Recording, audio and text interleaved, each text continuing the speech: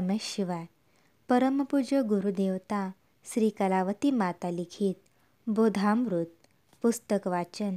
मागील भाग पुढे चालू. विषय 6. गुरु शिष्य संवाद. त्यानंतर त्याला कित्येक साधूंची भेट झाली. मनस्वास्थ्याकरिता जिवबाने त्यांच्याजवळ प्रश्न विचारले. एकाने त्याला मन स्थिर झाल्यावर शांती लाभेल करिता काही दिवस दुधावर राहा असे सांगितले. दुसरा म्हणाला, मी ताईत दोरा मंत्रून देतो, गळ्याला ताईत आणि हाताला दोरा बांधून घे, म्हणजे तुझ्या मनाचे समाधान होईल. तिसरा म्हणाला, माझ्या अंगात अद्भुत सामर्थ्य आहे, तुला कोणत्या देवाचे दर्शन हवे आहे ते मी घडवितो. मला तरुण होता येते, म्हातारा होता येते असे म्हणून प्रौढ असलेला तो साधू एकदम कुष्क म्हातारा झाला आणि थोड्या वेळाने 5 वर्षाच्या मुलाप्रमाणे दिसू लागला. त्यावर पूर्ववत झाला.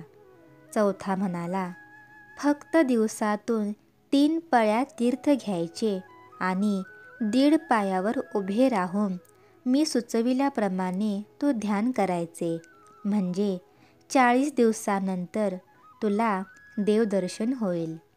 पाचवा म्हणाला, मी ज्ञानेश्वरांचा अवतार आहे, माझ्याजवळ बसून जर तू माझा तळहात न्याहाळशील तर तुला विश्वरूप दिसेल, मग तुला दुःखाचे कारणच उरणार नाही.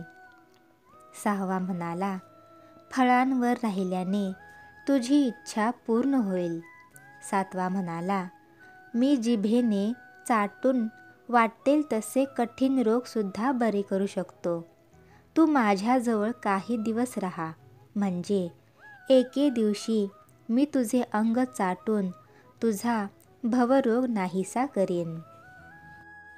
आठव्याने पंचाग्नी साधन करण्यास सुचविले, म्हणजे आजूबाजूला व मागे पुढे धुनी पेटवून ठेवावयाची व मध्यभागी साधकाने बसून उन्हाचा ताप सहन करावयाचा. नवव्याने धूम्रपान केलेस तर तुझे मनोरथ पूर्ण होतील असे सांगितले.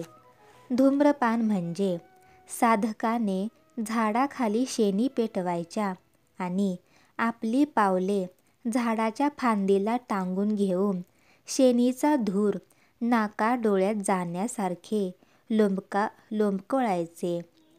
10वा म्हणाला, पूर्वी मी रामावतार घेऊन रावणाला ठार केले, त्यावर कृष्णावतार घेऊन दुष्टांचा संहार केला.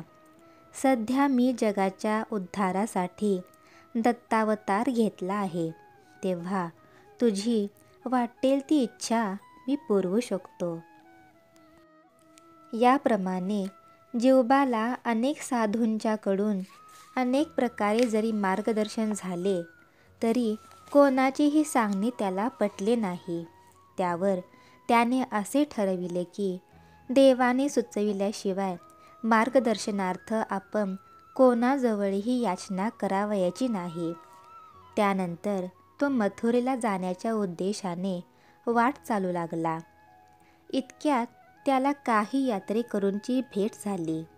त्यामुळे काही सायास न होता जिवबा मथुरेला पोहोचला. तेथे यमुनेत स्नान करून मथुरानाथ जो गोपाळकृष्ण त्याचे त्याने दर्शन घेतले. त्या समयी देवाला उद्देशून तो म्हणाला, देवा, या संसाररूप नरकात मला तू अजून किती दिवस खिचपट ठेवणार आहेस? सध्याच्या माझ्या परिस्थितीत कोणीच मला मदत करीनासे झाले आहेत.